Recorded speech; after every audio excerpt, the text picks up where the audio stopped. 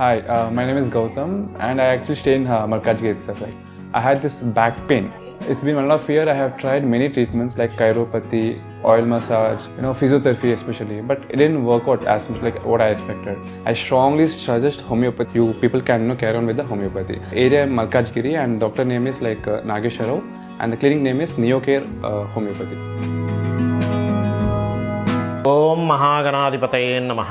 ఓం గురుభ్యో నమః. ఓం శ్రీమాత్రే నమః. పరమేశ్వర స్వరూపమైనటువంటి జ్యోతిష, వాస్తు మరియు ఇతర అనేకమైనటువంటి శాస్త్రములను మనకు అందించినటువంటి మహర్షులకి నమస్కారం. హయగ్రీవ హయగ్రీవ హయగ్రీవేతి యో వదేత్తస్య నిస్సరతే వాణీ జన్హుకన్యా ప్రవాహవత్. అరుణాం కరుణాతరంగితాక్షీం ధృతపాశాంకుశపుష్పబాణచాపాం అనిమాదిభిరావృతాం మయూకైః అహమిత్యేవ విభావయే భవానీం. శ్రీమాత్రే నమః. ప్రేక్షకులకి ఆ లలితాంబిక అమ్మవారి యొక్క అనుగ్రహం పరిపూర్ణంగా కలగాలని మనస్ఫూర్తిగా కోరుకుంటూ మనం ఈరోజు చెప్పుకోబోయేటువంటి టాపిక్ ఏమిటి, మనకి గోచారంలో బుధగ్రహం నీచ స్థానంలో ఉంది. అది ఎప్పటి నుంచి ఉంది ఏమిటి అని చెప్పి చూసుకున్నట్లయితే 7 మార్చి నుంచి 26వ తేదీ వరకు మార్చిలో ఉంటూ మరలా మేషంలోకి మళ్ళీ మీనంలోకి వచ్చి దాదాపుగా ఏప్రిల్ అంతా కూడా ఉంటుంటుంది. అదేవిధంగా శనికుజుల యొక్క కలయిక 16 మార్చి నుంచి 24 ఏప్రిల్ వరకు కుంభరాశిలో కలిసి ఉంటుంది. అదేవిధంగా మరి ఈ రెండూ కూడా బ్యాడ్ కాంబినేషన్స్.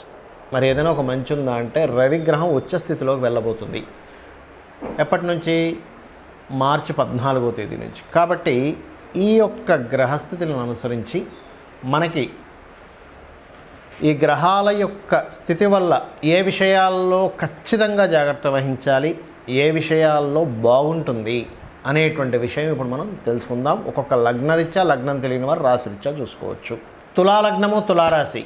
తులవారికి కనుక చూసుకుంటే మీకు భాగ్య వ్యయాధిపతి అయినటువంటి బుధుడు 6వ స్థానంలో నీచ పొందుతున్నాడు. It's most important thing.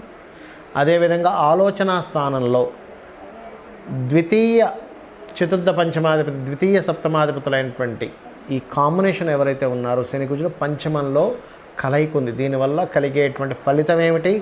దీన్ని జాగ్రత్తగా ఉంటే ఒక 10 సంవత్సరాలు ముందుకు వెళ్తారు, జాగ్రత్తగా లేకపోతే ఒక 5-10 సంవత్సరాలు వెనక్కి వెళ్ళిపోతారు. గుర్తుపెట్టుకోండి, ఇట్స్ మోస్ట్ ఇంపార్టెంట్.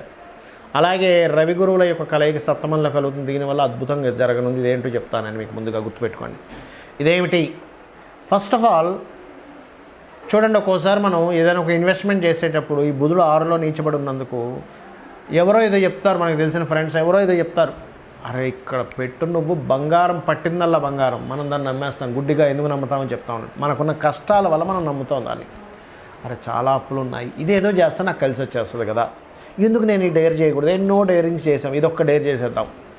డేరింగ్ చేయడం నిజంగా మంచిది. బికాజ్ ఆఫ్ ధైర్యే సాహసే లక్ష్మి. ధైర్యము సాహసం ఉన్న దగ్గరే లక్ష్మీదేవి ఉంటుంది, అందులో ఎటువంటి సందేహం లేదు. కానీ మనం ఇక్కడ చేసే మిస్టేక్ ఏంటంటే ఆ ధైర్యము సాహసంతో పాటు ఆలోచన కూడా ఉండాలి. ఈ ఆలోచన సరిగ్గా చేయకుండా ధైర్యం చేస్తాము, ఆలోచన సరిగ్గా చేయకుండా సాహసం. మీరు అనొచ్చు, ఏమంటే ఇన్ని ఆలోచిస్తే ఏమీ చేయము. 100% కరెక్ట్. ఎక్కువ ఆలోచిస్తే ఎన్ని చేయము. అలా అని ఆలోచించకుండా చేయకపోయినా గొయ్యిలో పడతాం. కాబట్టి నేను చెప్పేది ఒకటే, అప్పు చేసి ఇన్వెస్ట్మెంట్స్ మాత్రం చేయకండి. బికాజ్ ఆఫ్ మీకున్నటువంటి కాంబినేషన్ ఏదైతే ఉందో అప్పు చేసి ఇన్వెస్ట్మెంట్ చేయడం వల్ల ఇబ్బంది పడతారు అని చెప్తుంది వెరీ క్లియర్గా. అందులో పర్టికులర్గా తండ్రి గారి ఆస్తి మీద లోన్ తీసుకుంటారు కొంతమంది. అలా తండ్రి గారి ఆస్తి మీద లోన్ తీసుకొని మీరు కనుక అప్పు చేశారా, గోవిందాయ మంగళం. కాబట్టి పొరపాటును కూడా ఆ యొక్క విషయాన్ని టచ్ చేయకండి, వదిలేసేయండి దాన్ని. ఎందుకంటున్నారంటే పంచమంలో శనికుజులు కలుస్తున్నారు. పంచమం మీద ఆలోచన స్థానం తీవ్ర స్థాయికి తీసుకెళ్తుంది. ఆలోచన ఏమైతే అయిపోయింది, ఏదైతే అయిపోయింది, ధైర్యం ఏదో తెగించేద్దాం. మంచి పద్ధతే అది, తెగించడం మంచిదే. ఎలాంటి విషయాల్లో తెగించాలనేది ఒక క్లారిటీ ఉండాలి మనకి. తెగించాలి కానీ ఎప్పుడు తెగించాలి, ధైర్యం చేయాలి కానీ ఎప్పుడు ధైర్యం చేయాలి, సాహసం చేయాలి కానీ ఎప్పుడు సాహసం చేయాలి ఈజ్ మోస్ట్ ఇంపార్టెంట్. మరి నాకు ఈ ఆలోచనలు వచ్చేస్తున్నాయండి, how I control? Simple technique. మీ ఆలోచనల్ని తులాలగ్నం వారు కంట్రోల్ చేసుకునే టెక్నిక్ ఏమిటి అంటే చక్కగా చందనము మరియు గంధము ఈ రెండింటినీ కలిపినటువంటి నీటితో అభిషేకం చేయండి శివునికి. మీరే చూస్తారు, నిజంగా ఎంత చక్కటి ఆలోచనలు వస్తున్నాయి అంటారు. అంత బాగుంటుంది, మీరు గుర్తుపెట్టుకోండి. అలాగే ఇక్కడ మరొక విషయం ఏంటంటే ఒక మంచి కూడా అవుతుందని చెప్పాను కదండి. ఏమిటది? రవి గురువులు గొప్పగా కలుస్తున్నారు. ఎగ్జాల్టెడ్ రవి దగ్గరికి గురువు వచ్చి కలుస్తున్నాడు. ఇది ఒక గొప్ప కాంబినేషన్. దీనివల్ల కలిగే ఫలితం ఏమిటి?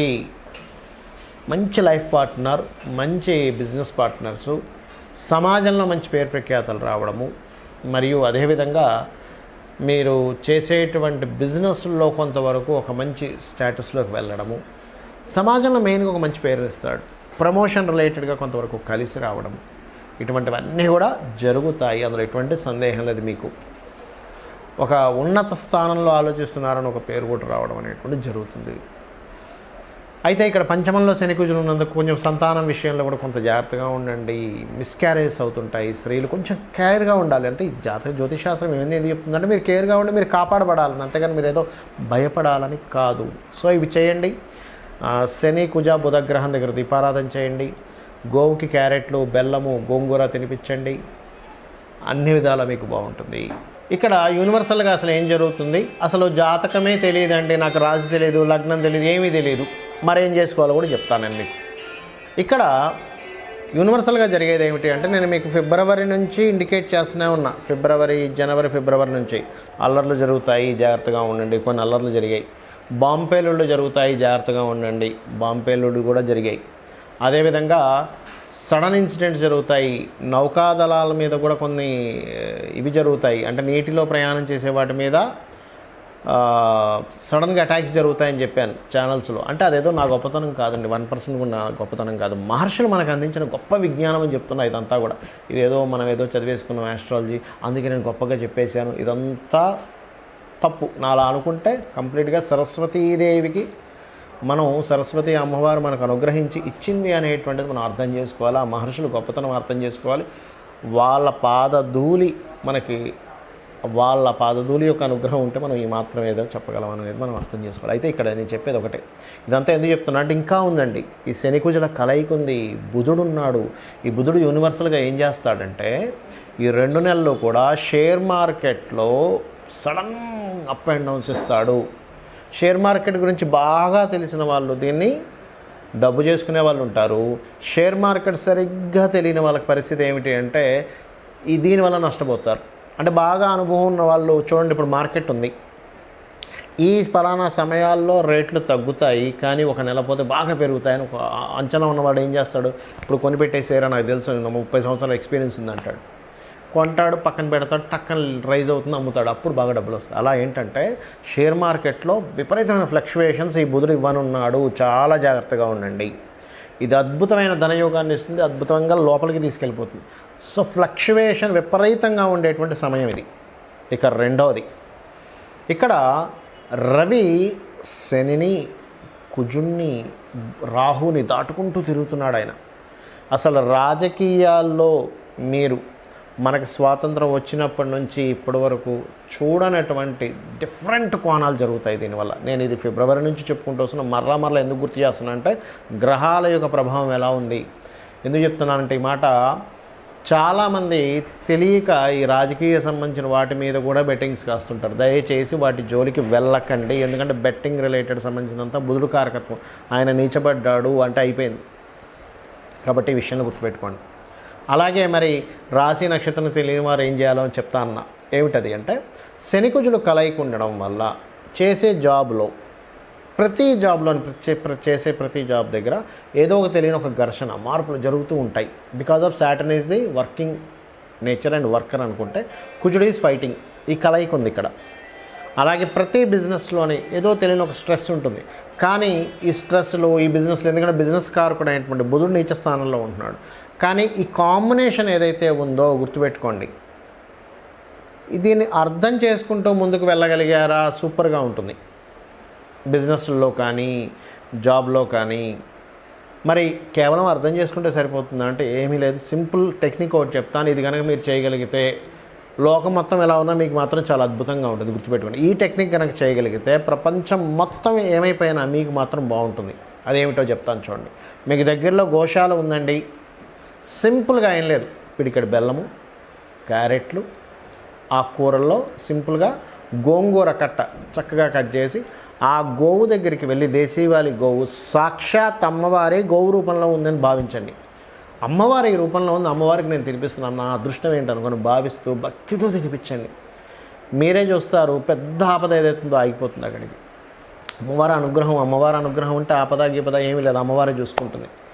ఆ రకంగా మీకు ఆ సపోర్ట్ అనేటువంటిది లభిస్తుంది. అయితే ఇక్కడ ఇంకొక విషయం చెప్పి మీకు ఒక క్లారిటీ ఇస్తా. ఏమిటది అంటే, మీ జన్మజాతకంలో గనక నీచగ్రహాలు బలంగా ఉన్నాయి, ఇబ్బందికరమైనటువంటి ఉంది, వాళ్ళకి మాత్రమే ఎక్కువ ఎఫెక్ట్ ఉంటుంది. కానీ జన్మజాతకంలో విపరీత రాజయోగాలున్నా, ధనయోగాలున్నా, విపరీత ధనయోగాలున్నా, భగవత్ అనుగ్రహము అంటారు. అంటే గురుగ్రహం గనక రాశిని చూస్తున్నా, లగ్నాన్ని చూస్తున్నా, జన్మజాతకంలో గురువు యొక్క అనుగ్రహం బలంగా ఉన్నా ఏమీ అవ్వదు.